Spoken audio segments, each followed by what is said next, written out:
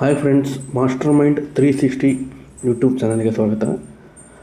ಇವತ್ತು ನಾವು ನಾರಿ ಶಕ್ತಿ ವಂದನ್ ಅಧಿನಿಯಮ 2023 ಬಗ್ಗೆ ತಿಳ್ಕೊತ ಹೋಗೋಣ. ಇದು ಸಂವಿಧಾನ 106ನೇ ತಿದ್ದುಪಡಿಯಾಗಿದ್ದು, ಇದರ ಉದ್ದೇಶ ಏನಪ್ಪ ಅಂದರೆ ಲೋಕಸಭೆ ಮತ್ತು ಎಲ್ಲ ರಾಜ್ಯಗಳ ವಿಧಾನಸಭೆಗಳಲ್ಲಿ ಮಹಿಳೆಯರಿಗೆ ಮೀಸಲಾತಿಯನ್ನು ಕೊಡಬೇಕು ಅಂತ.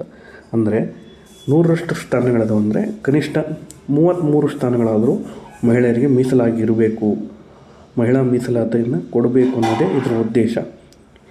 ಈ ಮೀಸಲಾತಿಯು ಕೇವಲ ಜಾರಿಯಾದ 15 ವರ್ಷಗಳವರೆಗೂ ಜಾರಿಯಲ್ಲಿರುತ್ತೆ. ಅಂದರೆ ಇದು ಯಾವಾಗ ಜಾರಿಯಾಗುತ್ತೆ ಅಂದರೆ ಜನಗಣತಿ ಮತ್ತು ಕ್ಷೇತ್ರ ಪುನರ್ವಿಂಗಡಣೆ ನಂತರ ಇದು ಜಾರಿಯಾಗುತ್ತೆ. ಆಲ್ಮೋಸ್ಟ್ 2029 ಎಲೆಕ್ಷನ್ ವೇಳೆಗೆ ಈ ಮೀಸಲಾತಿ ಅನ್ವಯಕ್ಕೆ ಬರುತ್ತೆ. ಅಲ್ಲಿಂದ 15 ಇಯರ್ಸ್ ಜಾರಿಯಲ್ಲಿರುತ್ತೆ. ಈ ಮೀಸಲಾತಿಯು ಕೇವಲ ಪರಿಶಿಷ್ಟ ಜಾತಿ ಮತ್ತು ಪರಿಶಿಷ್ಟ ಪಂಗಡ ಸೇರಿದ ಮಹಿಳೆಯರಿಗೆ ಮೀಸಲಾತಿಯನ್ನು ನೀಡುತ್ತೆ.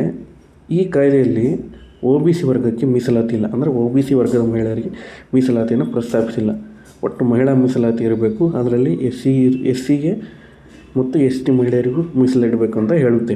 ಇದು ಕೇವಲ ಲೋಕಸಭೆ ಮತ್ತು ವಿಧಾನಸಭೆಗಳಿರುತ್ತೆ ಮಾತ್ರ, ರಾಜ್ಯಸಭೆ ಮತ್ತು ವಿಧಾನ ಪರಿಷತ್ತಿಗೆ ಅನ್ವಯಿಸಲ್ಲ. ಇದಕ್ಕೆ ಸಂಬಂಧಪಟ್ಟಂತೆ 330A ಅನ್ನೋದು ಲೋಕಸಭೆಯಲ್ಲಿ ಮಹಿಳಾ ಮೀಸಲಾತಿಯನ್ನು ಕುರಿತು ಪ್ರಸ್ತಾಪಿಸಿದರೆ, 332A ಪ್ರತಿ ರಾಜ್ಯದಲ್ಲಿ ವಿಧಾನಸಭೆಯಲ್ಲಿ ಮಹಿಳೆಯರ ಮೀಸಲಾತಿಯನ್ನು ಹೇಳುತ್ತೆ. 239A ಅನ್ನೋದು ದೆಹಲಿ ಒಂದು ರಾಷ್ಟ್ರೀಯ ರಾಜಧಾನಿ, ಅಲ್ಲಿನ ವಿಧಾನಸಭೆಯಲ್ಲಿ ಮಹಿಳೆಯರ ಮೀಸಲಾತಿಯನ್ನು ಹೇಳುತ್ತೆ. 334A ಅನ್ನೋದು ಮಹಿಳಾ ಮೀಸಲಾತಿಯು ಹೊಸ ಜನಗಣತಿ ಆದಮೇಲೆ ಅದರ ಅಂಕಿಅಂಶಗಳ ಆಧಾರದ ಮೇಲೆ ಮತ್ತೆ ಕ್ಷೇತ್ರಗಳ ಪುನರ್ವಿಂಗಡಣೆ ಆಗುತ್ತೆ. ಹೆಚ್ಚು ಕ್ಷೇತ್ರಗಳು ಉಂಟಾಗ್ಬೋದು.